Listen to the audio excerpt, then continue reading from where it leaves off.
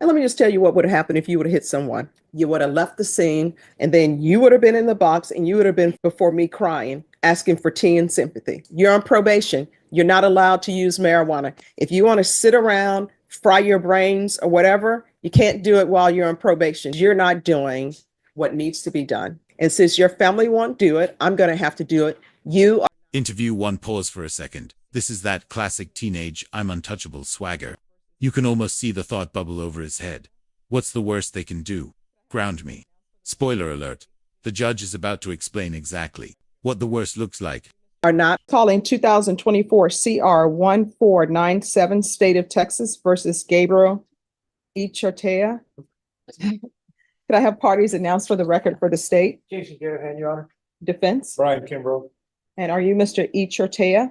Yes, Mr. E. Chortea, did you review the document entitled Court Admonishments and Defendant's Waivers and Affidavit of Admonitions with your attorney? Did you understand it and sign it in all the appropriate places? Did you understand you're charged with the offense of evading arrest, detention with a vehicle? That's a third-degree felony. Range of punishment is anywhere from 2 to 10 years in prison and up to a $10,000 fine. Did you understand? Did you understand if the court were to grant your application for deferred adjudication, if for any reason your deferred adjudication were revoked, the court could find you guilty and sentence you up to 10 years in prison and up to a $10,000 fine? Counsel, has your client been able to provide you with any defenses? Yes, sir. Did you review the plea bargaining agreement with your attorney? Did you understand it?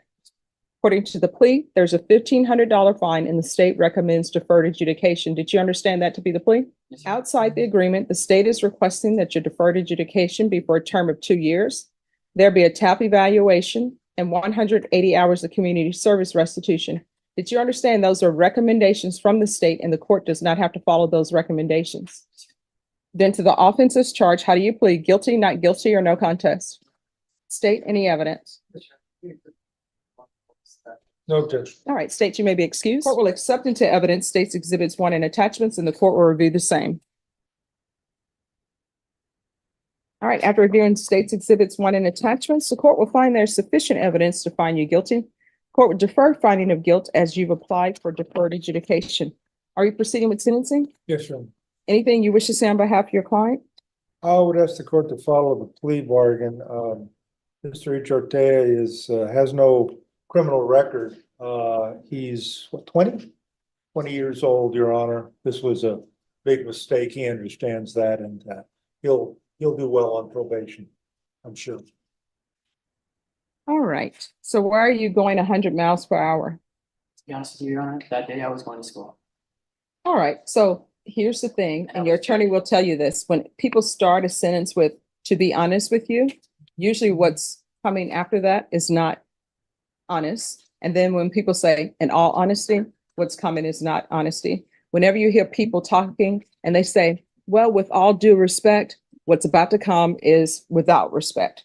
So you're speeding, going 100 miles per hour. Why? I was going to school. Yeah, but why are you going 100 miles per hour? Other people go to school. They're not going 100 miles per hour. I'm sorry, what? I was running late, Your Honor. So you're running late. And what school were you going to? I was going to Pathways Home Education And whose car were you in? in my vehicle. All right. Do you have insurance on that vehicle in your name? Yes. And were you paying for that vehicle and paying for the insurance? Not the insurance, Your Honor. Who was paying for the insurance? Be my mother. And so how long were you in doing home education with Pathways? About 3 months. And where were you doing education before Pathways? This is the turning point. He's just admitted Mom is footing the bill. In court, that's not just a detail. It's a billboard flashing, I still live like a dependent. Judges pick up on this instantly, and it changes the entire tone of the sentencing. It was Stevens High School. All right. So why were you at Pathways Home as opposed to Stevens? I had dropped out at Stevens High School during the pandemic because they weren't allowing me present in my classes anymore. Mm-hmm. And I wanted to go back to school.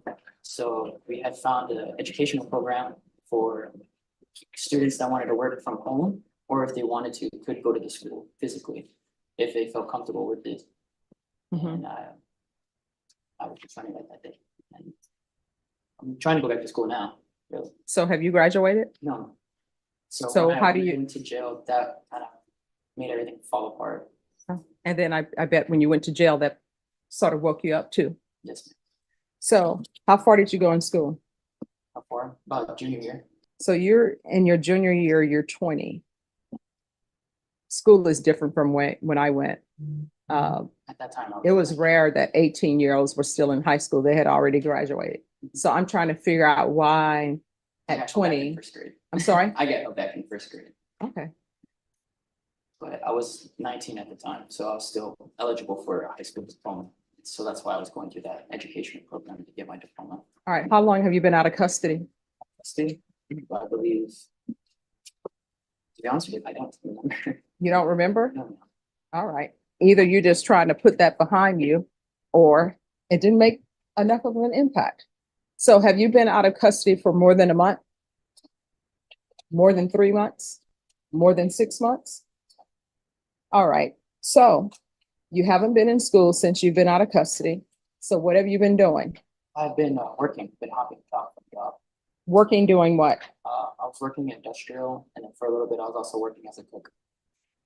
All right. When you say working industrial, what do you mean by that? I mean, I made automotive vehicles. I worked for Toyota for a little bit. Okay. And why did you stop working at Toyota? I stopped working at Toyota because I couldn't do the hours. It was 2 weeks on day, 2 weeks on night, and trying to transition through that was really hard for me. So you quit. And when you quit working at Toyota, did you give them a 2 weeks notice? Yes, I did. All right. And when you quit, did you already have another job lined up? I did. I was searching. And is the reason why you didn't have another job lined up because you knew you could live with your mom? Well, that, yes, and because I wanted to look for another opportunity somewhere.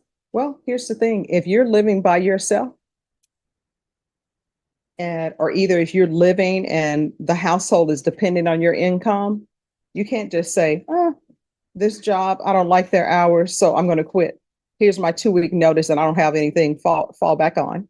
Because for example, if your mother were to say, I don't like my job, if she's working, I don't know if she's retired or not, but if she's working, she can't say, I don't like my job. I don't have any other place to go. I'm just going to quit. And children, just so you know, your mom is quitting her employment. So you're all going to have to pick up the slack.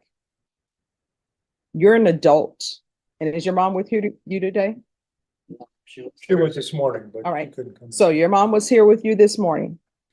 Here's the thing. You can't just, you're an adult, even though technically you're 20, people still see you as young. 17-year-olds, 18-year-olds, 19-year-olds, people still see them as young, but technically you're an adult. So you got to put away the childish things. You can't just quit a job and say, I'm going to find something else. And for you to be working at Toyota, I'm sure Toyota was paying you well, but you haven't even graduated high school and you got a good job. And it's Toyota. Interview 3. Here's where my patience starts running out to. He's 20, still playing high school catch-up, job hopping like it's a hobby, and dragging his mom to court like she's the safety net. Question for you. At what age does it stop being immaturity and start being full-blown irresponsibility? Maybe you don't like the hours. My mom, she used to work on rotating shifts, and you know what her shifts were? And I'm probably going to get this wrong, but I think it was 7 days straight. And she had to do rotating shifts. So she had a morning shift. You do that for 7 days. Then I think they give you like 3 days off. And then you have the middle shift, which is the 3 to 11 shift. You do that for 7 days. Then they give you 3 days off. Then you have the graveyard shifts. It was either 7 days each shift or 14 days each shift. And you know what? She didn't quit that job. You know why she didn't quit that job? Because people were dependent on her paycheck. Her children were dependent on her paycheck. So you need to stop and start growing up and stop thinking that you can just quit a job and a new job is just going to pop up. You understand? Don't quit a job or give them your notice until you know you have another job. And so you're a cook. I'm sure. Where are you a cook at? I was a cook at it. All right. So you were a cook. So where are you working now? Currently. See, you've quit 2 jobs already. And I'm sure Toyota had good benefits. And you know what? The other people who are working that rotating shift, you're behind now. And this is what I mean about your being behind. You're going to look up and you're going to be that person going from job to job. And then the people who were at Toyota with you, they're going to be ready for their retirement. And they're going to say, You know what? I already put in my 20 years, whereas you may end right back up at Toyota and you'll only have a year in and you're looking at doing 19 more. Don't be a leaf blowing around in the wind. You understand? All right. Any children, do you? Okay. Trust me, if I did. I didn't want to ask that question, but I was like, please, you got to work on yourself first before you do that. All right, so there's going to be a $1,500 fine. I'm going to probate that, not for you. I'm probating it for your mom because I know she would help you pay that. So we're going to probate that. I'm going to place you on 2 years deferred adjudication. You're going to get employment. You understand? Yes. And I'm going to require that you stick with that job. The only time you can leave the job you have, of course, if there's something dangerous happening, they're violating OSHA standards. The only time you'll be able to leave that job, if they're not violating OSHA standards, is if you already have another job. You understand? We're not going to do that anymore. So it's going to be proof of employment within 30 days. There's to be no employment as a home health care provider or with minors. Oh, and by the way, at Toyota, that shift you were working, I'm sure if you put enough time in, they probably would have given you a different shift. Those shifts are usually for people that they're trying to see if you're going to last. So if I were in your position and I haven't graduated from high school, Toyota seems like it's a good place to be in as far as benefits, 401k. I'm sure they'll do medical, dental, all of that. You understand? There is going to be regular reporting by Zoom or in person. There'll be regular random UAs, defensive. A notice, the judge locking in this rule.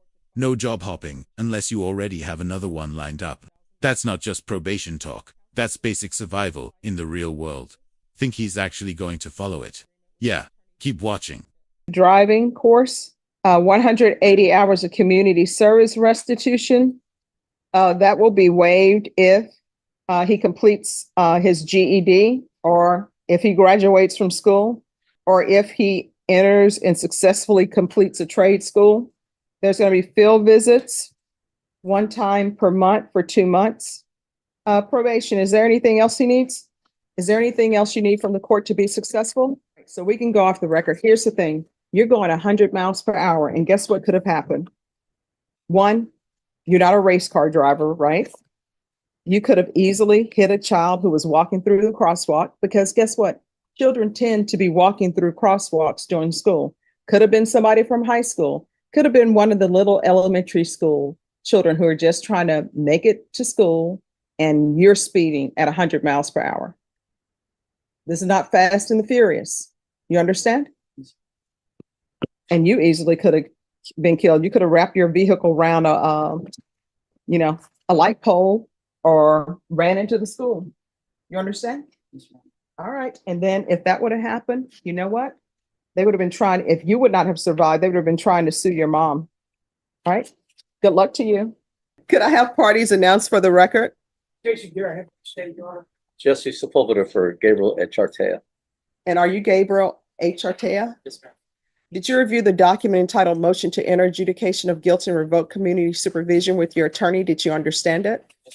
Are you the same Gabriel Paul H. Artea who was placed on deferred adjudication in 2024 CR 1497 for the offense of evading arrest or detention with a vehicle on June 17, 2024 for a period of 2 years? All right, state. Yes, Your Honor, violated condition number 1 on or about the 13th day of February 2025, in Bear County, Texas, the defendant Gabriel Paul Echeverria Close enough. committed the offense of reckless driving and violation condition number 1. How do you plead to that? True or not true? True. Your Honor, we'll waive the remaining violations. Any objections? No objections, Your Honor. Did you understand by pleading true to violation of condition number 1, the court could find it true, grant the motion, find you guilty, sentence you up to 10 years in prison and up to $10,000 fine? Knowing that, do you still wish to plead true to violation of condition number 1? This right here is why judges lose patience, because the next chapter is never he turned his life around. It's and then he doubled down. In his case, no headlights, multiple stop signs, and another reckless driving charge. Some people see probation as a second chance. Others see it as a speed bump. We'll find violation of condition number 1 true. Is there a proposed agreement? There is, Your Honor. Yes. It's a motion to adjudicate and continue the individual on his deferred and have it amended to include local ISF 2 and wait for jail for placement and monthly UA for 6 months and amend for IOP as represented by the TAP. And the state will take into consideration clause number 2025 CC 002773, which is the reckless driving he just pled true to. All right. Is that the agreement? It is, Your Are you Honor. asking the court to follow that agreement? We are, Your Honor. All right, can you raise your right hand for me? Do you solemnly swear or affirm the testimony you give will be the truth and nothing but the truth, so help you God? All right, you can lower your hand. How old are you? 21. You're 21. You want to go to prison? Do you want to be over in the box with those gentlemen over there? Some people at the jail, people at the prison, they're charged with murder, right? Yeah. They're charged with sex offenses. They're charged with robberies. They've been to prison before. This is their 3rd time or whatever. It appears to the court that maybe that's where you want to go because you're not doing what needs to be done.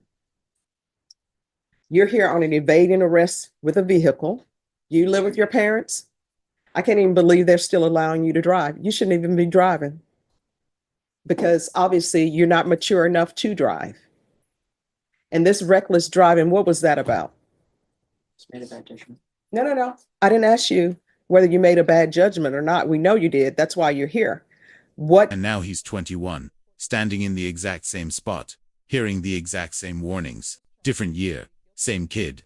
Which raises the bigger question, is this about bad decisions? Or is this someone who genuinely thinks the rules just don't apply to him? Is it about how were you driving recklessly? Were you going beyond the speed limit? Were you out here like I see these children do, shutting down in the street, doing, roundabouts? What were you doing? I was going over the speed. By how much? I'm not too sure. It didn't say on the report. You should know. According to the report, Your Honor, I think he turned off his lights and he passed a few stop signs. They said he was driving at a high rate of speed, but they didn't say exactly. So let how me much. ask you this. Let's think about this logically. You're young. Sometimes young people don't think logically. You turn off your lights. I'm assuming then this was nighttime. Was. You turn off your light at nighttime and you're blowing through stop signs. What do you think the purpose of a stop sign is for? To stop the vehicle. But why? Why do we have stop signs? Why do we even have red lights? In case of pedestrians coming through or cross traffic. And why, when it's nighttime, why do you have to have your lights on? So another vehicle or a person can see the vehicle. So if you turn off your lights, what does that mean? Will people be able to see you? All right. And then somebody is walking past that stop sign because they don't see a vehicle. What's going to end up happening? Collide with the person or vehicle. And what's going to happen with that person? They either die or get seriously Yeah. injured. And let me just tell you what would have happened if you would have hit someone. You would have ended up hitting that person, and you know what you would have done? You would have left the scene. They would have ultimately found you, and then you would have been in the box, and you would have been before me crying, asking for tea and sympathy. So what I can tell you is this. The only reason why you're not going to prison right now is because your age, and I guess you're not thinking. So I'm going to try to help you think and make better decisions. So I'm going to deny the motion. I'm going to alter him in conditions.